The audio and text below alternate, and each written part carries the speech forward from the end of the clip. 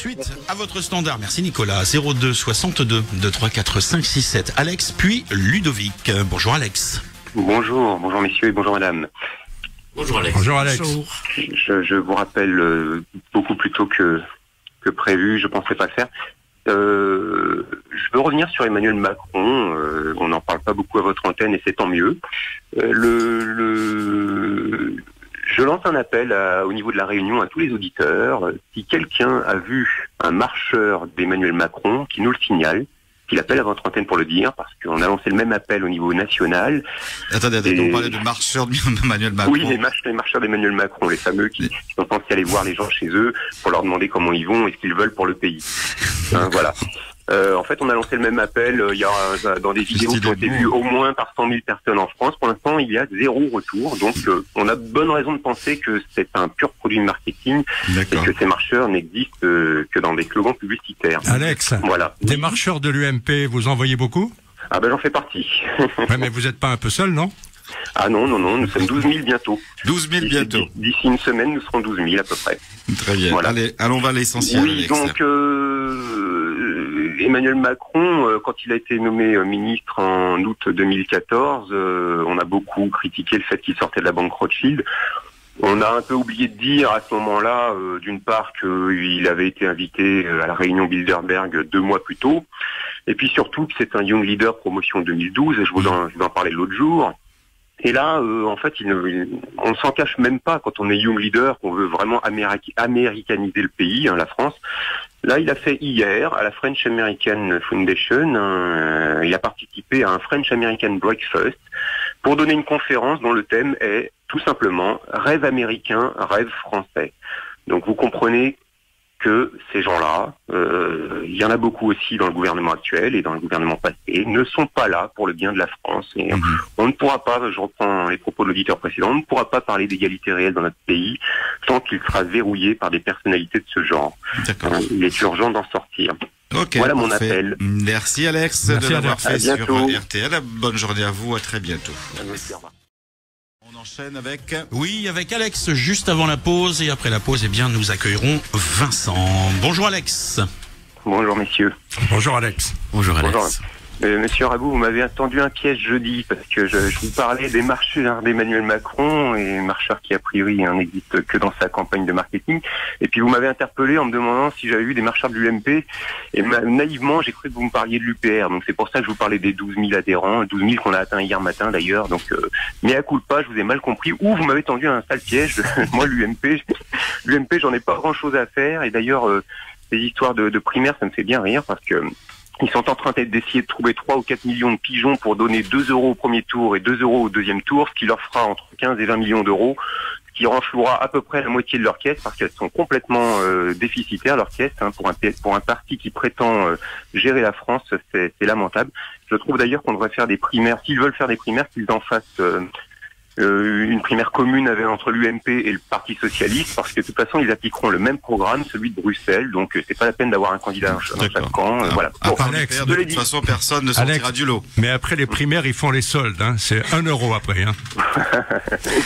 Ok. Votre sujet Alex. Alors hier il s'est passé un petit événement, il y a eu Hillary Clinton qui a fait un malaise pendant les cérémonies du 11 septembre, a priori elle est atteinte d'une pneumonie, et je me suis demandé personnellement si ce malaise était une espèce de contre-feu médiatique pour faire oublier le fait que Hillary Clinton avait déclaré que les électeurs de Trump étaient pitoyables, ce qui ne se fait pas. Attaquer les électeurs de son opposant dans une campagne, c'est très maladroit, donc bon, c'est peut-être un contre-feu.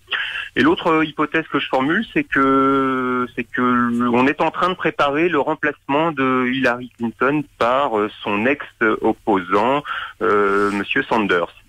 Je m'explique. Aujourd'hui, et depuis pas mal de temps, on n'en parle pas beaucoup en France, mais en fait, les sondages donnent plutôt Trump gagnant. C'était le cas à la fin des primaires. Et donc, le système refuse ça et veut absolument que ce soit Hillary Clinton. Il y a un gros problème dans la candidature de Trump. Alors, il a plein de défauts, ce gars-là. A priori, il est misogyne, raciste, etc. Il veut monter un mur à la frontière mexicaine. Bon, c'est très détestable. Mais il affirme 3 choses qui méritent quand même le détour, hein, et qui peuvent expliquer bien des choses. Alors, il annonce qu'il autofinance sa campagne. Moi, j'ai pas les moyens de le vérifier, hein, mais bon, il l'annonce, et il annonce qu'il sera du coup indépendant des banques une fois élu. Ça vaut son pesant d'or quand même. Il annonce qu'il veut cesser toute ingérence militaire, hein, notamment au Moyen-Orient. Il veut réduire drastiquement le budget de façon à reconstruire son pays qui tombe en ruine. Hein. Les routes et les ponts aux États-Unis sont en ruine. Au moins 30 ou 40% des ponts sont fermés. Et puis surtout, alors là, c'est ça qui doit contrarier beaucoup l'industrie militaire américaine, c'est qu'il annonce vouloir nouer des relations amicales avec la Russie. Vous vous rendez compte? Un président des États-Unis qui serait ami avec la Russie, ça ne va pas du tout. Donc il faut à tout prix que ce soit Hillary Clinton qui gagne, hein, c'est ce qu'on nous impose. Et donc aujourd'hui, on nous fait du Hillary, et puis là on sent qu'elle va perdre, donc il faut peut-être finalement revenir à la solution de rechange, Monsieur Sanders.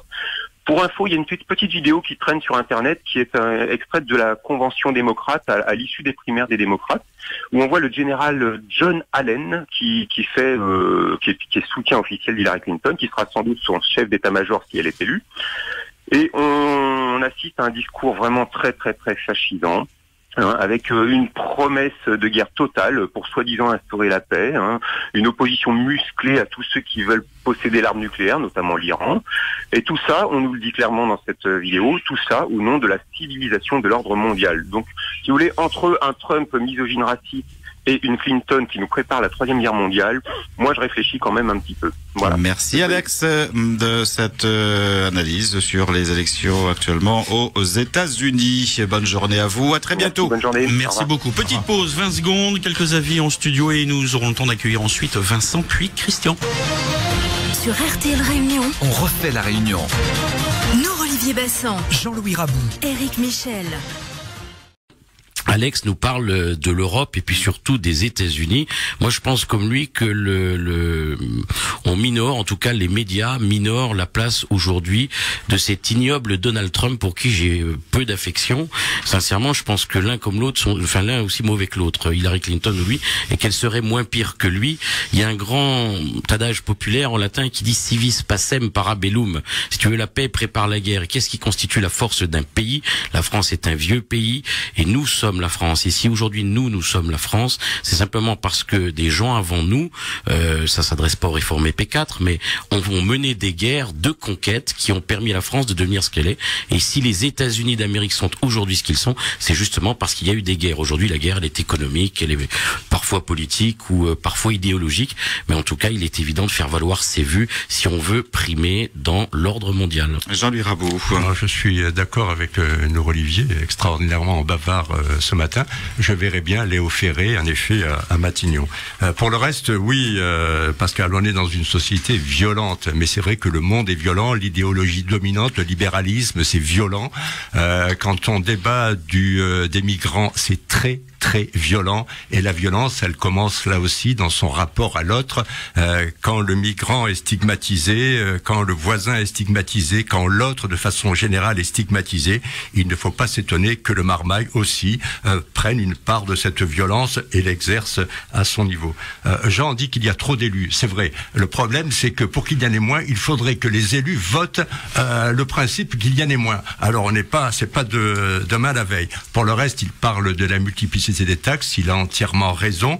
On oublie souvent quand on parle des impôts, l'impôt indirect qui est le plus injuste. Mais le problème, parce que toute chose a son revers, c'est que dans une démocratie, on n'a rien trouvé de mieux que l'impôt pour financer le bien commun qui est nos routes, nos lycées, etc. On n'a rien trouvé de mieux que l'impôt. Si quelqu'un, c'est sûr que Marine Le Pen, certains à droite ou Donald Trump ont peut-être trouvé mieux que l'impôt. Moi, je ne connais pas. Alors, il y a peut-être si Donald Trump a trouvé une solution, c'est que ce sont les Mexicains qui vont financer le mur. On pourrait imaginer que ce soit l'Espagne, l'Allemagne, la Suisse qui financent en effet les grands travaux en France, la sécurité sociale et compagnie. Non, l'impôt, quelque part, c'est un des fondamentaux de notre démocratie. Merci. Oui, simplement dire que les migrants politiques en Europe, en Allemagne comme en France, ne sont pas stigmatisés, ils ne sont simplement majoritairement pas désirés, ni en Allemagne, ni en France, ni en Europe. On leur demande de rester dans leur pays et d'y mener les les guerres qui les concernent et de développer leur pays. Voilà la réalité. Donald Trump n'est pas Ils ne très loin. sont évidemment pas désirés. Restez respectueux, Rabou, s'il vous plaît. Donald Trump, c'est pas un gros mot. Shut up your fucking mouth. Oui, alors je relève un petit peu dans toutes les interventions une propension aux commentaires qui se base sur une absence de faits et une absence de preuves, ce qui me renforce dans l'idée que les journalistes que nous sommes doivent encore un rôle à jouer dans cette société. Moi quand j'entends que il y a un stratagème autour de la maladie d'Hillary Clinton, je pense que ça fait surtout beaucoup de mal à sa campagne. Peut-être qu'elle va subir une défaite à cause de ça. Ça fait des mois que son opposant, son concurrent argumente sur son état de santé, sur son âge, 68 ans. Je pense que elle n'a pas fait exprès c'est peut-être pas scénarisé de s'écrouler devant les caméras, qu'elle savait nombreuse en cette cérémonie et donc encore une fois, attention aux commentaires que l'on peut faire qui reposent sur aucun fait. En revanche, l'hypothèse Sanders est intéressante. 02 62 2 3 4 5 6 7